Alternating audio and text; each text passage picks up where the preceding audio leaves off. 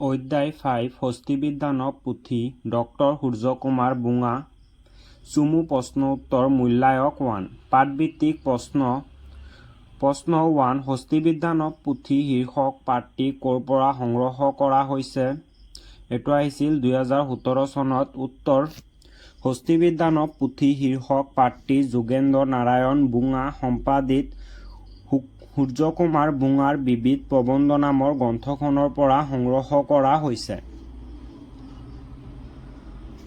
প্ৰশ্ন 2 হস্তিবিজ্ঞান পুথি শীৰ্ষক প্ৰবন্ধটি প্ৰথমতে ক'ত প্ৰকাশ পাইছিল উত্তৰ ডক্টৰ সূৰ্যকুমাৰ বুঙাৰ দ্বাৰা ৰচিত হস্তিবিজ্ঞান পুথি শীৰ্ষক প্ৰবন্ধটি প্ৰথমতে চলকেশ্বৰ বৰা সম্পাদিত জয়ন্তী আলোচনীত 1953 চনত প্ৰকাশ পাইছিল। প্ৰশ্ন 3 কটন কলেজৰ প্ৰথমগৰাকী অসমীয়া অধ্যাপকৰ নাম কি উত্তৰ ডক্টৰ সূৰ্যকুমাৰ বুঙা। প্ৰশ্ন 8 ডক্টৰ সূৰ্যকুমাৰ বুঙাৰ গৱেষণামূলক গ্ৰন্থখনৰ নাম কি উত্তৰ এংলো এছামিজ ৰিলেশ্যনছ 1771 by 1826। প্ৰশ্ন 5 হস্তিবিজ্ঞানৰ সাৰ সংগ্ৰহ পুথিখন কোনে ৰচনা কৰিছিল এইটো আহিছিল 2022 চনত উত্তৰ সুকুমাৰ বৰকাইতে। এতিয়া আমি এইচএছ এক্সামত অহা প্ৰশ্ন উত্তৰ আলোচনা কৰিম যিকেইটা আমাৰ ফাইনেলত আহিছিল হা। প্ৰশ্ন 6 গজেন্দ্ৰ চিন্তামণি কি ভাষাত লিখিত পুথি এইটো আহিছিল আমাৰ 2024 চনত উত্তৰ সংস্কৃত ভাষাত এইটো বহুত আহি থাকে। প্ৰশ্ন 7 হস্তিবিজ্ঞান পুথিখনৰ ভাষা পদ্য নে গদ্য এইটো আহিছিল 2003 চনত উত্তৰ গদ্য। প্ৰশ্ন 8 কোন দেশৰ প্ৰাচীন নৃপতিসকলক গজদবজ খিতাপেৰে বিভূষিত কৰা হৈছিল উত্তৰ কামৰূপৰ। প্ৰশ্ন 9 হস্তিবিজ্ঞান পুথিত কোনগৰাকীৰ বৰকোৱাৰীৰ ছবি পোৱা যায় এইটো আহিছিল 2019 চনত উত্তৰ বৰকোৱাৰী অম্বিকা দেৱীৰ। প্ৰশ্ন 10 কটন কলেজৰ প্ৰথমগৰাকী অসমীয়া অধ্যাপক আৰু অধ্যক্ষ কোন আছিল এইটো আহিছিল আমাৰ 2018 চনত উত্তৰ ডক্টৰ সূৰ্যকুমাৰ বুঙা। এতিয়া আমি প্ৰি ফাইনেল এক্সামত অহা প্ৰশ্ন উত্তৰ আলোচনা কৰিম। এইকেইটা বহুত ইম্পৰ্টেণ্ট হয় যে প্ৰি ফাইনেলত আহিছিল ফাইনেলত আহে নে নাই এনেকুৱা ডাউট নাৰাখিবা আহে এইকেইটা বহুত ফাইনেলত। প্ৰশ্ন 11 মাতংগলীলা গ্ৰন্থখন কোনে ৰচনা কৰিছিল উত্তৰ নীলকণ্ঠ।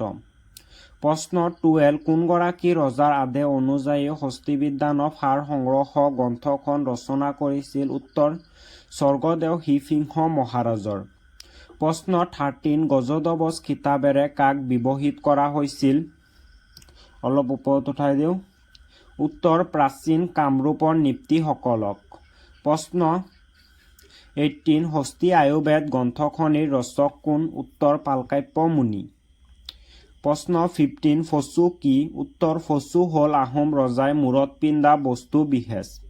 প্ৰশ্ন 16 ডক্টৰ সূৰ্যকুমাৰ বুঙাৰ কবিতা পুথিখনৰ নাম কি উত্তৰ নিৰ্মালী।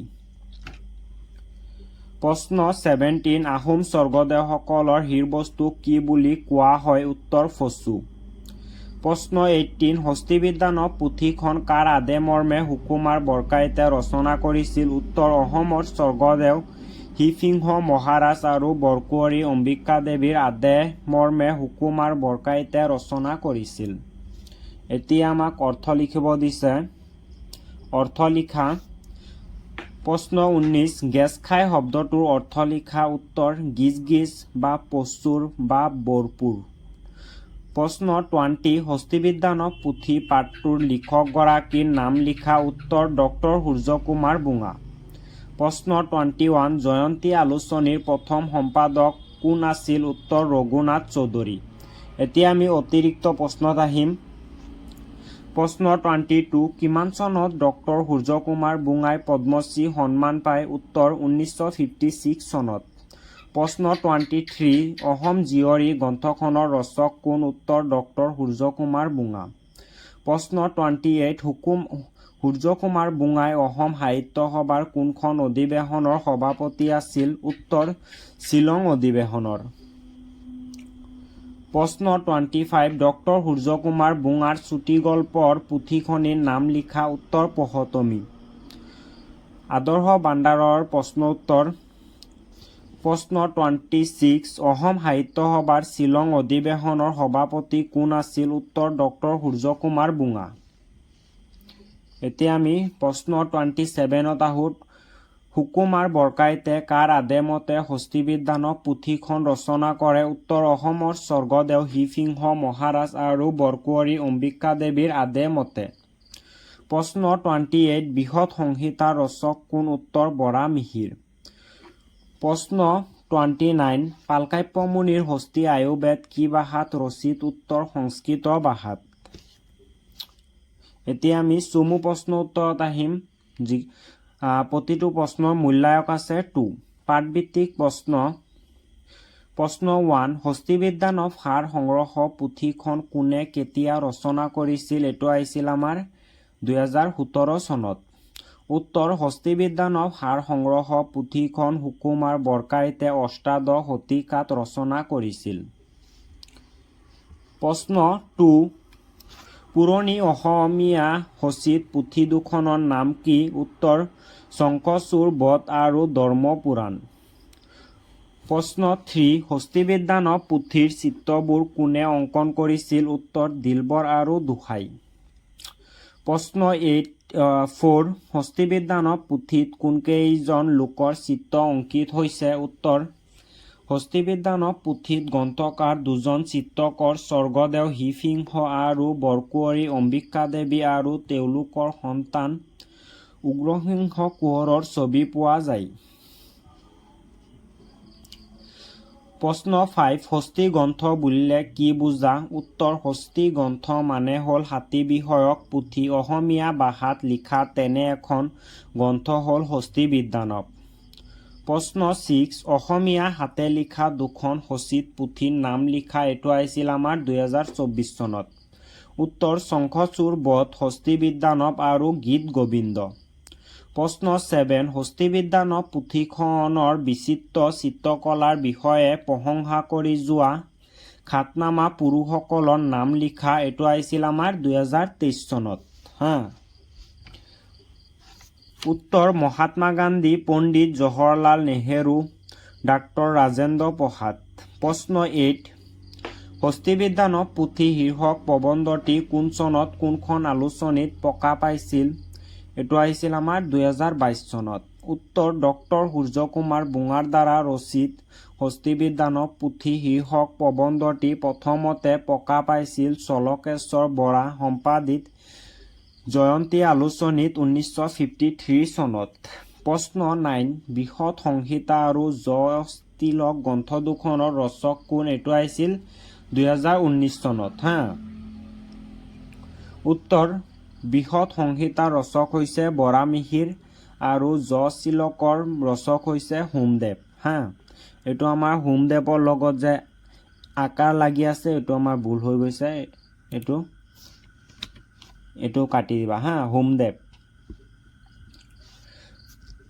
প্ৰি ফাইনেলৰ পৰীক্ষাত অহা প্ৰশ্ন উত্তৰ প্ৰশ্ন 10 হস্তিবিজ্ঞানৰ পুথি পাঠ্যত উল্লেখিত দুখন সংস্কৃত হাতী বিষয়ক পুথিৰ নাম লিখা দুখন পুথিৰ নাম হৈছে পালকাব্য মুনিৰ হস্তি আয়ুৰ্বেদ আৰু নীলকণ্ঠৰ মাতংগ লীলা এতিয়া আমাক সুধিছে প্ৰশ্ন 11ত ফচু আৰু উজাৰ কি ফচু হ'ল আহোম ৰজাই মূৰত পিন্ধা বস্তু বিশেষ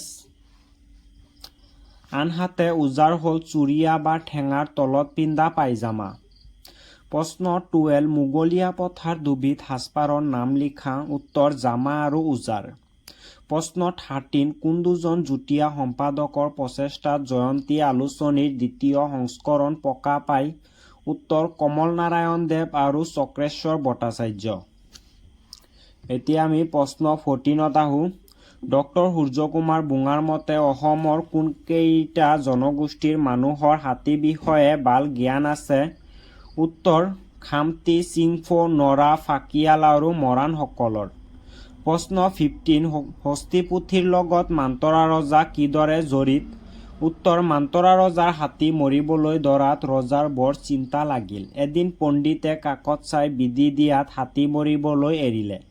যি ৰজাৰ হাতত এই কাকত থাকে সেইমতে কাম কৰি দেউতাক মাননি দিলে হাতী নমৰে। প্ৰশ্ন 16 হস্তিবিজ্ঞান পুথিৰ গদ্যৰ দুটা বৈশিষ্ট্য লিখা। উত্তৰ ক নম্বৰ বৈশিষ্ট্য মানে 1 নম্বৰ বৈশিষ্ট্য হ'ব হস্তিবিজ্ঞান পুথিৰ 65 অংশৰ ভাষা সংস্কৃত গণ্ডী। খ নম্বৰ 2 নম্বৰটো হ'ব বিবিধ হাতীৰ দুগুণৰ সৈতে বৰ্ণনা কৰা হৈছে। অৰ্থ লিখা ছন্দ ৰাতুল বুলন বহুনা। অলপ ওপৰত উঠাই দিওঁ। উত্তৰ ছন্দ সৌন্দৰ্য লালিত্য, ৰাতুল ৰক্ত ৰঙা, বুলন খোজ, বহুনা হাতীৰ ডিঙিত। এতিয়া আমি দীঘলীয়া প্ৰশ্ন উত্তৰৰ যিটো প্ৰশ্নৰ মূল্যায়ক আছে 4ৰ পৰা 5 নম্বৰ হা। প্ৰশ্ন 1 ব্যৱহাৰিক সাহিত্য বুলিলে কি বুজা? দুখন অসমীয়া ব্যৱহাৰিক সাহিত্যৰ পুথিৰ নাম লিখা।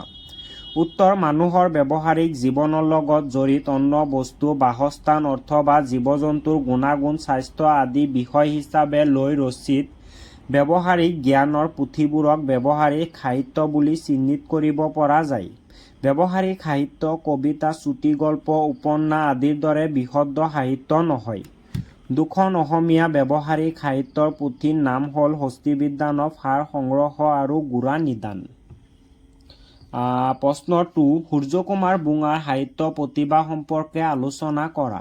এইটো যে আমাৰ প্ৰশ্ন 2 যে আছে সূৰ্যকুমাৰ বুঙাৰ সাহিত্য প্ৰতিভা সম্পৰ্কে আলোচনা কৰা, এইটো মানে তোমালোকৰ ফাইনেলত 100% আহিবই হা। উত্তৰ তীক্ষ্ণ মেধাৰ অধিকাৰী সূৰ্যকুমাৰ বুঙাই কবি হিচাপে প্ৰথমতে আত্মপ্ৰকাশ কৰে যদিও ইতিহাসবিদ হিচাপে বিশেষ খ্যাতি অৰ্জন কৰে। ইয়াতে আমাৰ পকা যে আছে এইটো মোৰ মানে অলপ ভুল হৈ গৈছে, ইয়াতে প দিব লাগে, মই ইয়াতে গৈৰাগ গ দি দিছোঁ হা, এইটো কাৰণে চৰি। পিছত আমাৰ কৈছে তেওঁ কেইবাখনো মূল্যৱান গ্ৰন্থ ৰচনা কৰি অসমীয়া সাহিত্যৰ ভঁৰাল চহকী কৰিছে। তেওঁৰ একমাত্ৰ কবিতা পুথিখনৰ নাম নিৰ্মালী। চুটিগল্প পুথি পঢ়তমি, উল্লেখযোগ্য প্ৰবন্ধ সংকলন ত্ৰিপদী আৰু সূৰ্যকুমাৰ বুঙাৰ বিবিধ প্ৰবন্ধ। তেওঁৰ আন উল্লেখযোগ্য গ্ৰন্থ হ'ল জীৱনীমূলক গ্ৰন্থ গোপালকৃষ্ণ গোখলে, আনন্দৰাম বৰুৱা, অসম জীয়ৰী, জোনাকী আৰু চানেকী। ঐতিহাসিক তাৎপৰ্যপূৰ্ণ পুথি কোঁৱৰ বিদ্ৰোহ, বুৰঞ্জীৰ বাণী, গাভৰু, মীৰ জুমুলাৰ অসম আক্ৰমণ আৰু লাচিত বৰফুকন। ইংৰাজীত ৰচিত উল্লেখযোগ্য গ্ৰন্থসমূহ হ'ল এন আছামিজ নৰ গ্ৰেইন early, British relations with Assam, Lachit Barphukan and his time, Atan Buragohain and his time, men 9 have met, London memories আৰু গৱেষণা গ্ৰন্থ এংলো আছামিজ ৰিলেশ্যনছ 1771-1826। ইয়াৰ উপৰিও তেওঁ কেইবাখনো বুৰঞ্জী পুথিৰ সম্পাদন কৰিছিল। এতিয়া গমেই পাইছা মই যে 2 নম্বৰটো কিয় আহিব বুলি কৈছোঁ। প্ৰশ্ন 3ত আহোঁ। হস্তিবিজ্ঞান পুথিৰ বিষয়বস্তুৰ এটি চমু আভাস দিয়া। এইটো আমাৰ 2023ত আহিছিল, 2018ত আহিছিল, এইবাৰো আহিব পাৰে, 2027ত আহিব পাৰে হা। উত্তৰ হস্তিবিজ্ঞান পুথিখন মহাৰাজ শিৱসিংহ আৰু বৰকুঁৱৰী অম্বিকাদেৱীৰ আদেমতে সুকুমাৰ বৰকাইতে 1734 খ্ৰীষ্টাব্দত ৰচনা কৰে। পুথিখনৰ ছবিবোৰ অংকন কৰে দিলবৰ আৰু দুসাই নামৰ দুজন চিত্ৰকৰে। হাতীৰ বিষয়ে লিখা পুথিখনত এইসকল লোকৰ ছবি অংকিত হৈছে। গ্ৰন্থকাৰ চিত্ৰকৰ দুগৰাকী ৰজা শিৱসিংহ আৰু বৰকুঁৱৰী অম্বিকা দেৱী আৰু ৰাজকুমাৰ উগ্ৰসিংহ কোঁৱৰৰ পুথিখনৰ বিষয়বস্তুৰ কোঁৱৰ হা। পিছত আমাৰ কৈছে পুথিখনৰ বিষয়বস্তুৰ এটি চমু আভাস তলত দাঙি ধৰা হ'ল। বিবিধ হাতীৰ লক্ষণ, হাতীশাল নিৰ্মাণৰ নিয়ম, হাতী বন্ধা খুঁটিৰ মান আৰু কাঠৰ নিবদ্ধ হাতীদাঁতৰ মূল্য আদি। এতিয়া আমি প্ৰশ্ন 4ত আহোঁ। মংগলজনক হাতীৰ লক্ষণ সম্পৰ্কে হস্তিবিজ্ঞান পুথিত থকা বিৱৰণটোৰ নিজৰ ভাষাত লিখা। উত্তৰ হস্তিবিজ্ঞান পুথিত মংগলজনক হাতীৰ বৰ্ণনা কৰা হৈছে এইদৰে: শ্যামবৰ্ণ সুন্দৰ দুইদন্ত দিশ সমান ৰংগ কৰা আগলৈ চাপি যোৱা কালচিলি বৰ্ণ অকজোঙা নখ অলপ কলীয়া বলন্ত আগ যদি পাই ৰজাৰ বহুত ধন লাভ হয়। তাক উত্তম আহাৰ দিয়ে ব কৰিব পাৰি। বিশেষ মন কৰিবলগীয়া এই যে এই পুথিত থকা ৰজা বিষয়া দোলা কাষৰীয়া আদিৰ ছবিত অৰ্পিত কৰা কিছু সাজপাৰ মোগলীয়া ধৰণৰ। প্ৰশ্ন 5 হস্তিবিজ্ঞান পুথিৰ গদ্যশৈলীৰ বিষয়ে চমুকৈ আলোচনা কৰা। এইটো আহিছিল আমাৰ 2019 চনত। উত্তৰ হস্তিবিজ্ঞান পুথিৰ গদ্যশৈলীৰ বিষয়ে চমুকৈ তলত আলোচনা কৰা হ'ল। হস্তিবিজ্ঞান পুথিৰ ভাষা গদ্য ভাষা। ইয়াৰ 65 অংশৰ ভাষা সংস্কৃত গণ্ডী। উদাহৰণস্বৰূপে ইন্দ্ৰবংশৰ পদ্মপুষ্পৰ তুল্য যি মহাৰাজা আৰু গম্ভীৰ ধাৰ্মিক সকলৰ মধ্যত শ্ৰেষ্ঠতৰ সুমাৰপীঠৰ ঈশ্বৰ শ্ৰীযুক্ত হিমন্ত শিৱসিংহ যি মহাৰাজা ইয়াত সংস্কৃতৰ দাস আছে। বৰ্ণনাৰ মাজেদি সৰল অসমীয়া ভাষাৰ চানেকি পোৱা যায়। উদাহৰণস্বৰূপে পাতালৰ গাতে যি হাতী আহিছে তাৰ সুখৰূপ দেখি গা ৰাতুল চন্দনৰ বৰ্ণনাহেন দেখি নেজ মাটি লুটি যায় সুৰ জোকাৰি থাকে পানী পৰোৱা বলুন যেন বলুন খৰ। আৰু টিপৰ কথা বহুত বহুনাত বহিব কলা ফুলেৰে চাপি দাপি ধৰি অপল কৰি আঙুলি কাণত লগাব আকুহি থিয় কৰি যাব পাছ মাউতে দাবি মাৰিব তেৱে মূৰ দাঙি চাব। এনেদৰে হস্তিবিজ্ঞান পুথিত গদ্যশৈলীৰ সুন্দৰ নিৰ্দেশন বিৰাজমান। এতিয়া আমি পৰীক্ষাত অহা প্ৰশ্ন উত্তৰ বিষয়ে আলোচনা কৰিম। প্ৰশ্ন 6 অহম হাতী প্ৰদান দে। হস্তিবিজ্ঞান পুথি শীৰ্ষক প্ৰবন্ধটোৰ লিখকে কি প্ৰসংগত এই কথা অৱতাৰণা কৰিছিল বুজাই লিখা। এইটো আহিছিল আমাৰ 2017 চনত। উত্তৰ সুকুমাৰ বৰকাইতে ৰচনা কৰা হাতী বিষয়ক পুথি হস্তিবিজ্ঞানবৰ কথাৰ প্ৰসংগত লেখকে অসমখন যে হাতী প্ৰদান দে অতীতৰে পৰা বিভিন্ন কামত হাতীৰ ব্যৱহাৰ হৈ আহিছে তাকে কবলৈ কথাষাৰক অৱতাৰণা কৰিছে। প্ৰাচীন কালত অসম আছিল হাতী প্ৰদান দে। ইয়াৰ অৰণ্য জংগল পাহাৰত প্ৰচুৰ হাতী আছিল। বনৰীয়া হাতী ধৰি বিভিন্ন উপায়েৰে তাক বশ কৰা হৈছিল আৰু এনে হাতী গৰচীয়া হৈ পৰিছিল। সম্ভ্ৰান্ত শ্ৰেণীৰ লোকৰ ঘৰত হাতী থকাটো নিয়ম আছিল। সভা সমাৰোহ বিয়া বাৰু যাতায়াত ঘৰুৱা সামগ্ৰী পৰিবহণ আৰু যুদ্ধ বিগ্ৰহত হাতী ব্যৱহাৰ হৈছিল। হাতীক শিকোৱা হাতীৰ চক ভঙা হাতীৰ কাঠ টনা আদি কাম কৰা আৰু হাতীৰ বাদীৰ প্ৰতিকাৰ এইবোৰৰ বিষয়ে অসমত উপযুক্ত শিক্ষা থকা ডাঙৰ সৰু হাতী পুথি অপৰ্যাপ্ত প্ৰচলিত আছিল। এতিয়া আমি প্ৰি ফাইনেল পৰীক্ষাত অহা প্ৰশ্নোত্তৰ আলোচনা কৰিম। প্ৰশ্ন 7 হস্তিবিজ্ঞান পুথিখনি অসমীয়া জাতিৰ এটি অমূল্য সম্পত্তি। কথাষাৰ আলোচনা কৰা। উত্তৰ হস্তিবিজ্ঞান পুথিখনি অসমীয়া জাতিৰ এটি অমূল্য সম্পত্তি। মহাপুৰুষ মহাত্মা গান্ধী পণ্ডিত জৱাহৰলাল নেহৰু ডাক্তৰ ৰাজেন্দ্ৰ প্ৰসাদ এই সকলোকে আদি কৰি অনেক খ্যাতনামা পুৰুষে এই পুথিখনিৰ আধিপত্য চাই তাৰ বিভিন্ন চিত্ৰকলাৰ বিষয়ে প্ৰশংসা কৰি গৈছে। সকলো ছবিৰে সৈতে এই পুথিখনি প্ৰকাশ কৰিবলৈ হলে বৰ্তমানে 2 লাখ টকা মান খৰচ পৰিব। সময়ত এই পুথিখন প্ৰকাশিত হলে বৰ্তমানে অসমীয়া জাতিৰ কৃষ্টি বৈভৱ চিনি নোপোৱাসকলেও তাক ভালকৈ চিনি পাবৰ বাবে সুবিধা হ'ব। অসমীয়া গজশাস্ত্ৰ বিশাৰদ সুকুমাৰ বৰকাইতে যাৱতীয় সংস্কৃত গ্ৰন্থ কিছুমানৰ বাহিৰেও অসমত প্ৰচলিত সকলো পুথি আৰু দাঁতি কা ৰিয়া জাতিৰ মাজত প্ৰচলিত হাতীৰ বাদীৰ নানা প্ৰতিকাৰৰ কথাও পুথিত সন্নিৱিষ্ট কৰিছে। দেশ বিদেশৰ সকলো হস্তি জ্ঞানৰ একত্ৰীকৰণ হিচাপে হস্তিবিজ্ঞান পুথিখনিৰ মূল্য অতি অধিক। হস্তিবিজ্ঞানৰ পুথিত থকা ছবিবোৰৰ বৈশিষ্ট্য আছে। বিবিধ হাতীৰ দুগুণৰ বৰ্ণনাৰ লগতে ছবি দিয়া হৈছে। উপৰোক্ত বৰ্ণনাৰ পৰা ক'ব পাৰি যে হস্তিবিজ্ঞানৰ পুথিখনি অসমীয়া জাতিৰ এটি অমূল্য সম্পত্তি। আজি ইয়াতে